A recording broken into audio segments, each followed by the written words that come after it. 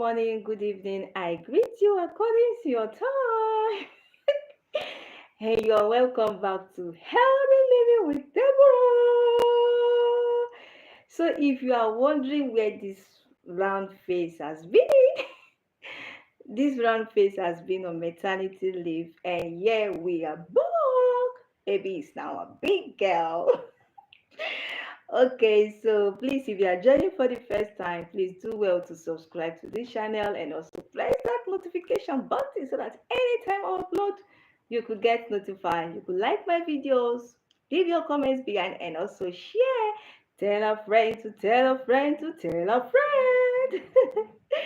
So you're welcome on board. Today I'll be taking a very important topic. This is something that has to do with almost every one of us. Yes, so they say garbage in, garbage out in computer science. Okay. So today I'll be talking about the issue of overeating. Yes, overeating. So when you say something is over, that means it is above. So overeating is eating past the point of fullness. You are full already, but you just want to continue eating. That is what is called overeating. And then when it becomes an habit, it could lead to weight gain and then eating disorders. So what really happens? What makes us hungry? How do we overcome overeating? That is what we are going to be treating today. So you're welcome on board. So when it comes to eating, appetite, and the likes, we have hormones that are involved with appetite and fullness. One of such is leptin, another one is ghrelin. Now, when it comes to leptin is also called satiety hormone. This is the hormone that kind of tell you that you've eaten enough, you are full, you should stop eating now. So leptin is a hormone that the body releases that helps to maintain the normal weight. So leptin is the one that will tell you you have eaten enough. But then there is something called leptin resistance. This one causes you to feel hungry and eat more, even though your body has enough fat stores. So this is what I'm saying. Leptin will kind of tell you that you've eaten enough, you should stop eating now. But when leptin resistance sets in, then you don't even pay attention to, your body doesn't pay attention to leptin again. Just like insulin resistance, the body cells don't pay attention to insulin again. So the same thing when it comes to leptin resistance. And what could actually lead to this? Poor diet and extra pounds. This may make the hormone less effective, and when leptin becomes less effective, it does what? Leptin on a good day decreases appetite, but when that hormone becomes less effective, you just find yourself eating and eating and eating. And there's something called binging. You just feed on, you go to party, they say, do you want this? Yes. Do you want that? Yes. Do you want this? You are just eating uncontrollably. So leptin resistance could actually result into that. And when you eat uncontrollably, don't forget that weight gain is around the corner. And when weight gain persists, you are adding and getting fatter and wider and bigger. Obesity could also come knocking at the door. Then there's another one called ghrelin. Ghrelin is actually called hunger hormone. Thank you so much for coming, the evolved family. Thank you so much for coming. So ghrelin on the other hand does what? Controls hunger, and it is produced in the stomach and released when the stomach is empty. So you wake up in the morning and you are like, I think I'm hungry. Yes, ghrelin has been released from your stomach. So it signals to your brain that, yeah, it's time to eat. So ghrelin stimulates feeding, and when you eat, you know you have to make sure that you don't overeat. Yes, so that takes us to this topic of overeating. So now you know what happens, how you get hungry, and what really happens when you say, I'm not eating again, I think I'm satisfied. So these two hormones, leptin, ghrelin, they are of two great interest in appetite regulation. So one acts to suppress your appetite, that one is leptin.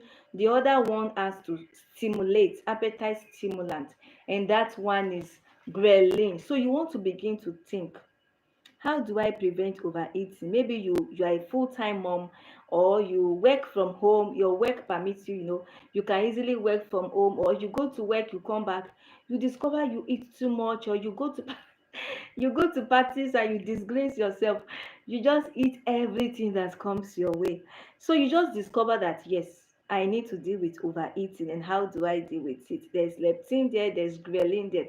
So number one is create an eating schedule. Yes, the way you create schedule, when you want, okay, I'll wake up so time, I'll pray, I'll sleep, I'll do this, I'll do that, I will eat, I'll go to work, I'll come back, I'll do some laundry.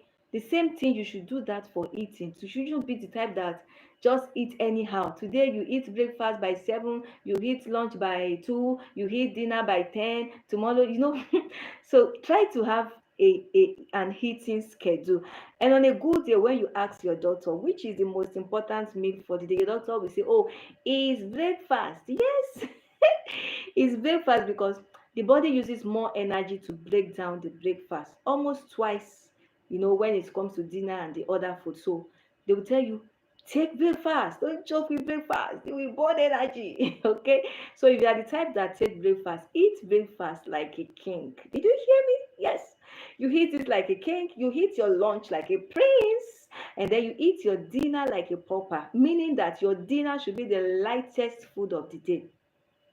So you want to ensure that you also take your dinner, call it good time before bedtime, not that you eat and then you jump on the bed. You understand? 2 hours, 3 hours before bedtime is great for dinner. So if you want to take breakfast, that's fine. Then after about 5 to 6 hours, you stop by for your lunch, and before you know it, in another 4 hours again, you are getting set for your dinner. So have a kind of schedule, like, okay, so time for breakfast, so time for lunch, around so time I should be taking my dinner. And maybe you're in the western world, summer is setting in, you don't even know that time has gone. Sometimes I'm like, oh, what is happening? It's already 7 p.m, we have not taken dinner. So if you need to set alarm for dinner, because we're in summertime now, you look outside, it's like it's 4 o'clock, but it's already 7 p.m, it's already 8 p.m. So try to have an eating schedule. This will actually help when it comes to overeating. Have a schedule, okay? So time, around so time. Number two is avoid distracted eating. Yes, this simply means avoid distractions when you are eating. So you are eating, you are with your phone, you are watching a movie, you are more likely to eat throughout that time. That's just it. Especially if it's a bag of chips, you will eat that chips, you will ask for more, ask for more, ask for more, until you finish watching that movie. Okay, so avoid distracted eating. You could just pause your phone for a while, pause the television for a while, your TV and other devices that could actually distract you, and concentrate. Concentrate. That way you will be able to account for what you are eating. Okay, I'm just going to eat 3 servings, I'm just going to eat 2 servings. But when you are watching phone, when you are watching a movie and you are eating and eating, if you don't control yourself, you will go for the second round and you will go for the third round. So distracted eating affects taste perception and increase one's susceptibility to overeating. So try to stick to your eating schedule and try to concentrate when you are eating. Number three is find alternative way of coping with stress. Yes, some people cope with emotional issues, emotional breakdown, stress by eating and eating, by binging, which is actually not good for the body. So using food to deal with emotional issues will undoubtedly lead to weight gain, drain the energy, and even disrupt sleep. So if you find yourself craving sponge food, you just eat a lot, eat too much, you eat too often, commit yourself to alternative way of dealing with your stress. Don't use food to deal with stress. Oh, I am stressed, oh, I am emotionally down, then you take 2 bottles of soda in the morning, you take 2 bottles in the afternoon, take two. No, no, no, no, it's not good for the health. So find alternative way of dealing with stress. Stop using food, stop eating your calories, and stop drinking your calories. Okay, you may say, I'm not eating my calories, I just eat moderately. I only drink my calories. I drink 2 bottles of soda in the morning, 2 bottles in the afternoon, 2 bottles in the night. You are drinking your sodas, you are drinking your calories, okay? So find alternative ways to cope with stress. You could connect with friends. Call someone, call a good friend, not a friend that will choke you and add to the situation on ground. So you could call a good friend, how are you? How are you doing? How is this? Instead of you using food to overcome, stress, call a friend, dance, play music. There are good music you could play, dance, get a book and read. If it is drawing, anything that interests you, listening to music, just do it. Use it to overcome stress, not eating and eating.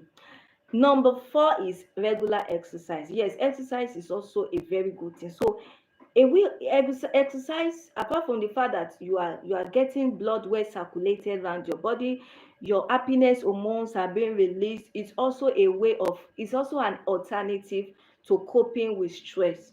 So you could just go for a walk. If you know how to ride a bike, take your bike and go around. Just keep yourself doing something you enjoy doing, okay? Just exercise, go out. If you want to stay indoor, look for something to do. Take your dumbbell, take, whatever you want to take, and exercise is great for the body. So this way you get happiness hormones, at the same time you are able to cope with stress. So find something that will occupy your mind so that you are not thinking about food, and you are not thinking about your past mistakes, especially if it has to do with emotional issues. Occupy yourself with something. You understand what I'm saying? Then the next point is prioritize whole foods. Now, I said at the beginning, garbage in, garbage out. So you've got to prioritize whole food. So nowadays, there's this temptation to gravitate towards junks, convenient foods, comfort foods, high in fat, salt, and sugar. Hey, I want to go for mac and cheese. I want to go for French fries. I want to go for potato chips. I want to go for this. I want to go for that. But try to prioritize whole foods. Put aside these processed foods, or you take them in minute quantity, but when you take them regularly, they will mess up with the metabolism and your waistline. See, people, they just have so much fat accumulated around their waist. So when you go for your grocery shoppings, check out for frozen vegetables or fresh vegetables. Green vegetables, broccoli, kale, spinach, they are very good for the body. Lean proteins, beans, lentils, fish, especially fish that are rich in omega-3 fatty acid, like salmon, like tuna, like mackerel, albacore tuna. Go for these kind of things. Lean proteins. Don't always eat fatty meats. You go to the market, you see the meat everywhere is fatty. I say that is the one that I want. You understand what I'm saying?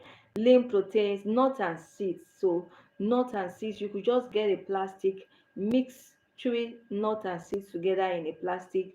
Anytime you just feel like taking something, just take a little champ, you eat and you drink water. Before you know, you are full. You understand what I'm saying? Then whole grains. Now we have the whole grains. Whole grains, let me say, the kernel has not been removed, okay? The kernel, the bran has not been removed. Let me compare white rice with brown rice. Now when it comes to white rice has been processed, the shell, the bran has been removed. But when it comes to brown rice, the whole everything is complete. That is a whole grain. Barley, wheat, you blend everything together. You don't sieve anything. That is whole grain. So like when you want to eat corn now, you heat the whole corn. You don't start scraping the outer covering, the yellowish part from the corn. So that is the meaning of whole grain. So you feed more on whole grain. Fresh fruits are very, very, don't forget, an apple a day keeps the doctor away. Apples are great for the circulatory system, so you don't want to joke with fruits, okay? And you could prepare your fruit juice yourself, because most of the ones we buy, they are filled with so much sugar. You understand? They will use different names, but it is still sugar. So you want to try as much as possible to prepare your juices by yourself, your smoothie by yourself, okay? Feed more on what you prepare yourself. That's where you can account for your salt intake, your sugar intake, and also your fat intake. And you also take smaller parts of all carbohydrates. This is what I'm saying now. You want to eat all full carbohydrates. Maybe it is a plate of pounded yam, or it's a plate of pounded yam, or semovita. Just take a little portion and add your vegetable to it. Okay, just take a little portion, add your vegetable to it, and that makes it great. So smaller portion of all food carbohydrates, and don't forget to take plenty of water. Yes, as an adult, you should be thinking of taking about 2 liters of water in a day. Okay. Please don't take more than that, so that you don't wash away the soluble solvents in your body. But as an adult, you should be planning of how to take 2 liters of water in a day. Now, this is Mr. A. Now, Mr. A wants to eat apple, just one apple with a handful of nuts, maybe pecan nuts, almonds. This is Mr. B. Mr. B has a bag of chips with him. Now let's experiment. This person eats one apple and one handful of nuts, drink water on it. This person is eating a bag of chips. Who do you think will get full faster? Of course, it's the person eating the fruits and the what and the nuts. So you want to make sure that you prioritize what your food prioritize your food. Go for whole foods, you understand? Okay. And you want to make sure that you reduce your intake of salty foods and sugary foods too. At the same time, you've got to eat mindfully. If you want to control overeating, you want to make sure that you don't eat excessively. You've got to eat mindfully. Know your triggers, know your motives for eating. Why am I eating? This thing I'm eating, is it getting too much? Am I full? And when leptin is telling you you are full, stop eating. You are full, stop eating. Don't resist leptin, because if you resist leptin over time, it will result into leptin resistance, and the body will leave you alone on your own, and you will start eating anything you see anywhere. You go to party, they say extra plate, you say yes. Extra plate, yes. Extra plate, yes. And you will not be able to stand up from the chair again. So what am I saying in essence? Eat mindfully, eat intentionally. Just know that for everything you are taking in calories, you are taking in energy. Of course, the body needs energy. We breathe, we use energy, we wake up, we sleep. Every process requires energy. So we need to eat, but then you don't overeat. When you overeat, you have so much fats accumulated in your body. And if you are the type that don't like fasting, how do you burn this excess fat? Over time, it results into weight gain is the younger brother or younger sister of diseases like obesity, like diabetes, high blood pressure, to mention but a few. So you really want to make sure that you are intentional about your food. Be intentional about your food.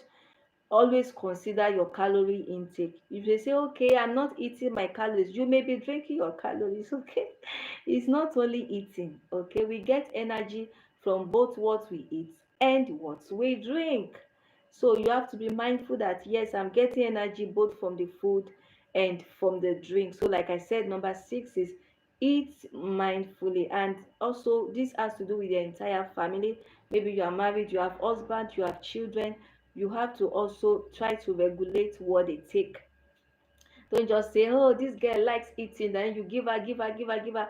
That child could actually develop childhood obesity. That child could develop, but you see a child of 7 years and the child looks like 14 years or 15 years, so big, childhood obesity, and this could actually lead to premature diabetes, to just those children having so much sugar. Although children burn sugar easily because they run about, they eat, they jump, they do exercises, you understand? So what am I trying to say?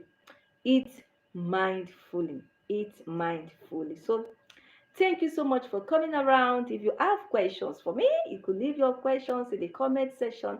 Don't forget to do all those beautiful things, like, share, and if you are yet to subscribe, please subscribe and turn up that notification bell so that anytime I upload, you could get notified. Thanks for coming and see you soon. Ciao, ciao.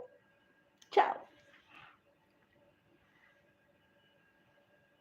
Thank you, the Evolved family. Thank you for coming, and thanks for those on the live stream. Thank you. Thank you. Thank you. Thank you. Okay, bye bye. Bye bye. Ciao, ciao. Okay, so trying to end the stream now. The stream is trying to tell me that, oh, it's been a while you've been here. Okay, so, okay, this is getting serious. Okay.